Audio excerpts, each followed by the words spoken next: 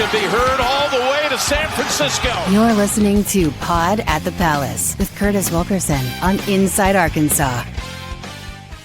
What's up, everybody? Happy Friday. Welcome into the show. Time for the Postgame Report Card and player grades following Arkansas's SEC tournament quarterfinal loss to Ole Miss. You guys watched it, 83-80 loss. Some questionable stuff down the stretch. Sean Padula hits a three in the final second there, and the Razorbacks are eliminated. A game that, boy, you feel like they could have and probably should have won. You love the effort, the way those guys are battling through some adversity, some fatigue to put themselves in position. One that maybe you want to be frustrated with how it ended in particular, and we'll talk about it a little bit, but also one where did you really want to see this team in its current state play a third game in as many days? Probably best case scenario for the Razorbacks is getting home, getting a full week of rest and recovery so they're 100% for the NCAA tournament. So you never like to lose, never like to see it go down in a little bit of heartbreaking fashion, I guess you could say, but not the worst thing in the world for this Arkansas team right now. Silver lining, if you want to take it, consolation prize, moral victory, I don't know. But we said going into the Ole Miss game, we wouldn't lament on it too much if they lost, and we're not going to do that here. Arkansas still in very, very solid position. Before we get started, though, I do want to say, now that Arkansas is not playing for the next couple of days, looking forward to getting into the weeds with some creative stuff here. We'll have maybe on Saturday some potential breakdowns of who Arkansas might get matched up with in the NCAA tournament. We'll be looking at some of those 6, 7, 8 seeds that could fit the criteria. Who's a good matchup? Who's a bad matchup? Dive into that. Should be a little bit of fun and just break some things down. And then Sunday at 5:00 Central Time, make sure you join us. We're going to do a live watch party for Selection Sunday and see where Arkansas is headed for the NCAA tournament. And we'll do a live reaction after that. And then, well, I guess we'll make some travel plans and we'll hit the road because we'll probably get out Monday or Tuesday to wherever Arkansas is headed. We'll have a lot of live coverage down there. So a lot coming up. We're excited about it, but let's get into this game and put a bow on this SEC tournament coverage for the Razorbacks. Like always, we'll start with offense and defense, and then we'll get into the player grades. Offensively for Arkansas, I'm going to go, I think, with a C plus maybe for them. They scored a lot of points, and that's kind of something that gives me pause. I mean, you had 80 points. They shot 46% from the field. Both of those things are good. 7 from 22 from 3. That's about par for the course. A little low, 32%.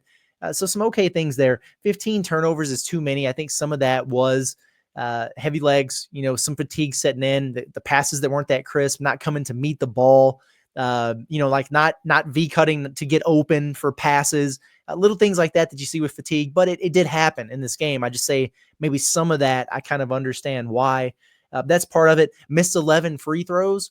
I would like to put it on fatigue, and maybe that was some of it. But we do have to point out that every handful of games, Arkansas will have one where they just really struggle from the free throw line for whatever reason. Was it because of their legs? Was it because it was just another example of them doing that? I don't know.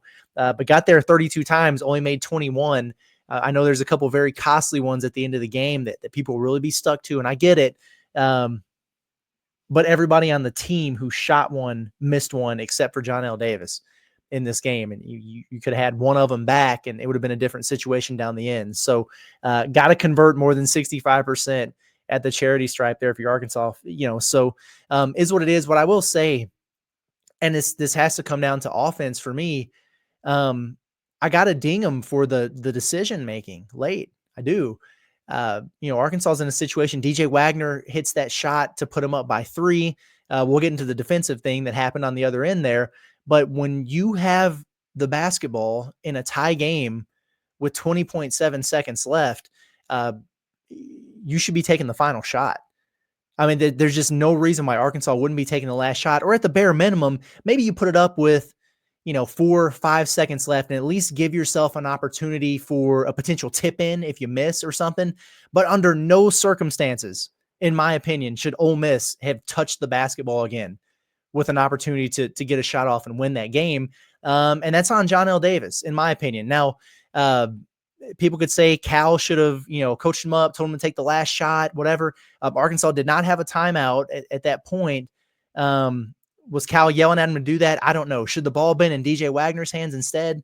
Probably so, but back-to-back games here in postseason play where you really look at the end result from Nelly Davis, who's the one dude on this roster who's been to a Final Four, and you just kind of wonder what the heck he was thinking.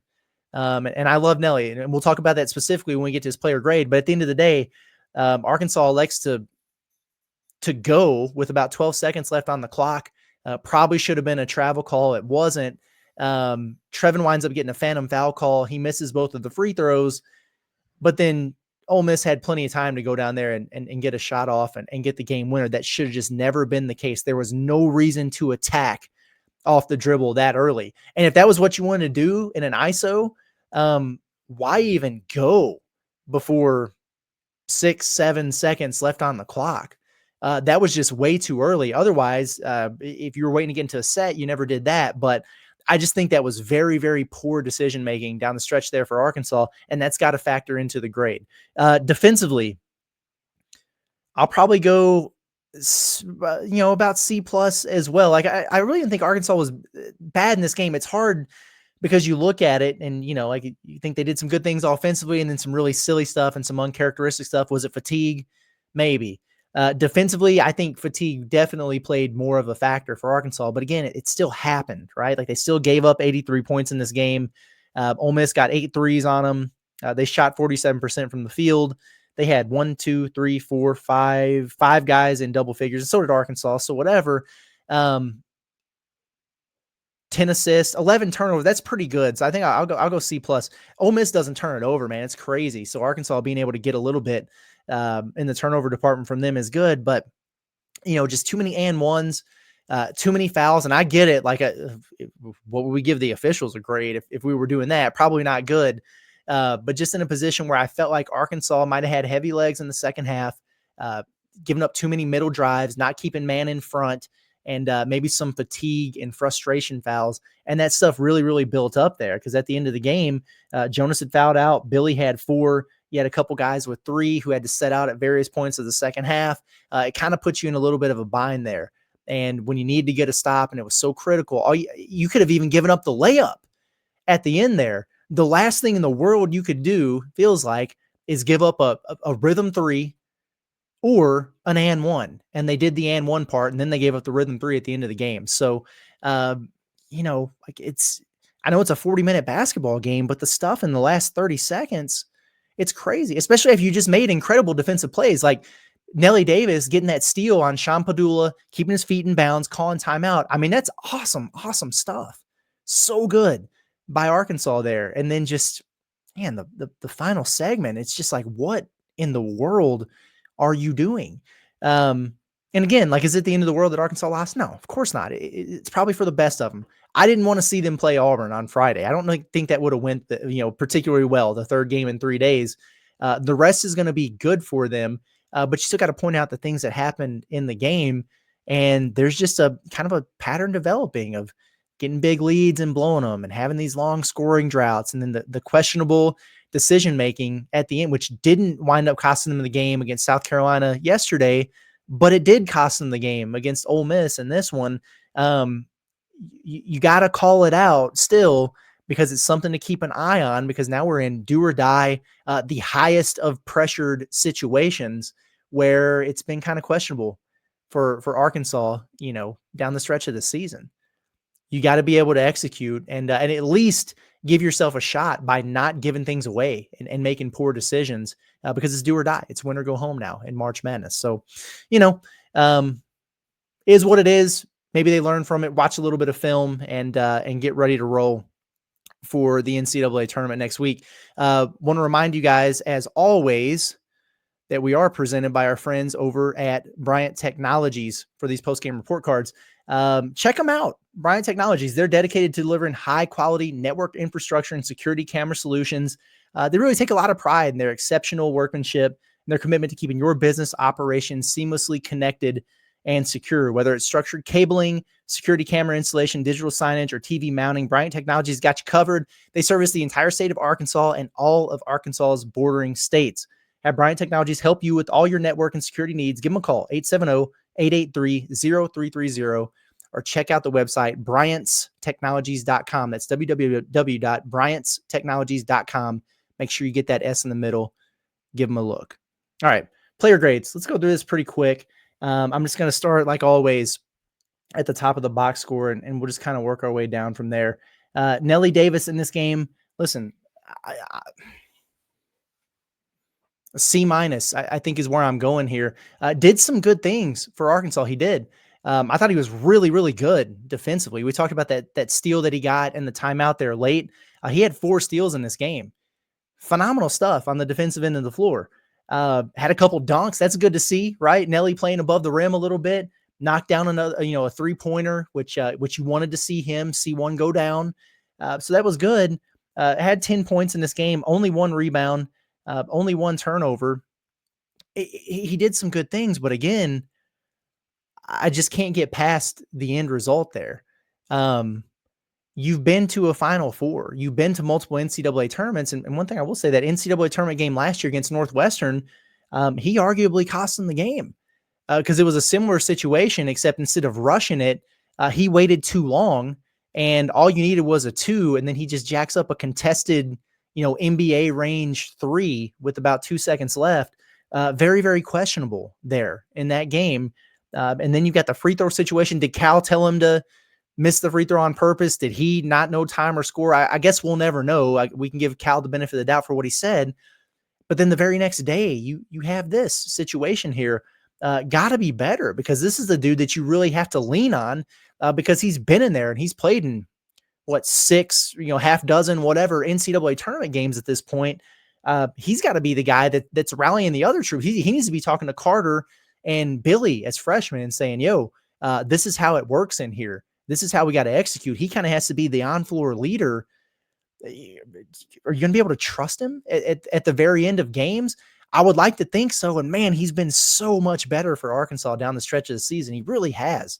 But he's got to be able to make better decisions down the stretch. I'm sorry. It's it is what it is. Trevin Brazile, it's tough. I'm kind of in the same boat here, like C+. But for 39 minutes, you felt like you played an A game. Right. And that's what kind of makes it weird. So whatever with these grades, who cares? But had another freaking double, 15 points, 11 rebounds. He had 6 offensive rebounds, which is so good. Knocked down 2 more threes. Did some great stuff for Arkansas, down the stretch of the game. But in that final segment, it's 3 things in a row, right? He was the guy who fouled for the and one when you're up 80-77, and Ole Miss is able to wind up tying that game. You can't foul there. Whether it's a good call or not, whatever, but it happened, right? And then he's got the opportunity to give Arkansas the lead at the free throw line. He misses the 2 free throws. And then he was the guy that didn't close hard enough on Padula, who canned you for the 3 there right before the buzzer. It's just 3 things in a matter of, 30 seconds that were just killers. And I'm not putting the entire loss on Trevin. Again, we talked about it. 1 more free throw there, 1 less turnover here, whatever. But those things really get amplified in crunch time. And again, this is a 4th-year player, played in a lot of games, a lot of SEC games. He's been in the SEC tournament before. Freshman mistakes coming from 4th-year players and 5th-year players, you just can't have them. Carter Knox, it was good to see him get going a little bit. Happy for Carter, man. B+ type of game from him. He's really struggled here in the last couple games and looked like he was on his way to doing that again in this one. We kind of put the bat signal out like, yo, Carter, where you at, man? About halfway through the first half, but he figured it out. 14 points, knocked down 3 threes. It was good to see. Started getting downhill. He was getting to the free throw line. He was the guy who was making them. He was 5 of 6. I thought he did some really good things. He had 3 turnovers. That's too many. He also had 4 assists, which you don't really see much from the wing position, but it was good, I think, for Carter to see some shots go down. He needed that. And he needs to remember those and carry them over into March Madness. DJ, he looked tired out there. Jalen Murray was really, really beating him off the bounce pretty bad there in the second half. Something I don't necessarily think would happen if he had his, the freshest of legs out there. I'm going to go C-, I think, for DJ in this one. 3 of 12 from the field, really had a hard time getting it going. Now, he almost made the game winner there that put Arkansas up 3, and then all the other stuff happened. So that was nice to see him get that one, but 0 of 5 from 3, looked way off there, missed a couple free throws himself, 4 assists, but then he had 3 turnovers again. So you still want to see that number get down a little bit. I'm not worried about DJ. I think he's going to be fine. Looked like a guy who was maybe a little bit out of gas. He's played heavy minutes the last couple of days. Big Z, it's hard to even evaluate him for anything. He only played 8 minutes in this game. The thumb, I think, is probably still bothering him, but he didn't have it beyond that either. Like, I don't know if he was just thinking about that too much or maybe being cautious, but wasn't giving you much defensively. He did get a good number of rebounds, I guess 5 rebounds he did get. So, that's good. 5 rebounds in 8 minutes, but you could just tell that he didn't really have it in there. And it's to the point where you really had to ride Jonas the entire second half. He started over Z to start the second half. And you just really in a position where you felt like you couldn't take Jonas out of the game. Well, then he wound up taking himself out of the game because of foul trouble and then ultimately fouling out. Would that have happened if Z would have been giving you anything? Why can't we get these two guys going together? Right? Because it felt like just a couple weeks ago, we were doing a thing where it's like, man, Big Z is really hooping right now. But boy, you really don't want him playing 35 minutes a game. Like, can Jonas give you anything? And now that Jonas is playing at such a high level, you feel the same way, but Z's completely fallen off the map. It's the weirdest thing with that dynamic there. But speaking of Jonas, a performance from him. He continues to be great in there. 17 points, 8 boards. Thought he did a lot of really good things. Had a block and a steal in there as well. They're throwing it in there to him on the block, and he's going to work, and he's scoring it, and that's really good to see. 5 of 8 from the free throw line. That's not great, but it's not awful for him. Like, he's not that good of a free throw shooter anyway. I thought he did some awesome stuff in there for Arkansas. I thought not having him the final few minutes of the game there was a killer because he fouled out. And I thought some of the calls on him were soft, but it is what it is. But you couldn't afford to get him a blow for some of those fouls from fatigue. You couldn't afford to stretch his minutes out there. They tried to, because he picked up his 4th foul with 5:47 or just a little under 6 minutes to go. And you go to Z for 15 seconds and it just became a disaster zone. And they're right. So you had to put him right back in there. And then he winds up getting his 5th foul shortly after. So very encouraged with the way he's been playing the last 3 games. He looks awesome. Now the big fella is going to be able to get some rest. He might be extra springy for the NCAA tournament, which is good. Billy Richmond, he's just such an up and down guy, but I thought he did some really good stuff for Arkansas today. B- type of game from him. He did have 15 points, which was awesome. Hit another 3. Was really tough on him getting downhill and drawing some contact. He was 6 of 8 from the free throw line, which is good. 4 rebounds, but 3 turnovers. And he just, some of them are very costly, just, careless type of passes. Like sometimes he plays a little bit too fast for himself. He's got to slow down and show a little bit more poise in there. And some of those were detrimental to him, but overall I thought he played really well, and I got to credit him because, he's going through it. He's just a big sweater out there. I think he loses fluids and electrolytes pretty quickly. The cramps, man, for him, I know were really bothering him, but he gutted it out and did some good stuff for Arkansas on this one. But anyway, like we said, some frustrating stuff about the very end of that game. And it's just such a weird confliction to have because for 39 minutes was just really impressed with the fight, the execution, and I thought they deserved to win. And so it's kind of a weird thing to evaluate. And then it's also like, heartbreaking loss / probably not the worst thing in the world, right? Because now you can rest up. So whatever is what it is. We move on, live to play another day, and looking forward to bringing some other content to you guys the next couple of days to tide you over until we head to wherever they send Arkansas. And make sure you tap with us on Selection Sunday. So I'm out of here. Appreciate you guys. Hope everybody has a good day. It's been Curtis Wilkerson, Inside Arkansas on the Pod the Palace. We will catch you guys in the morning.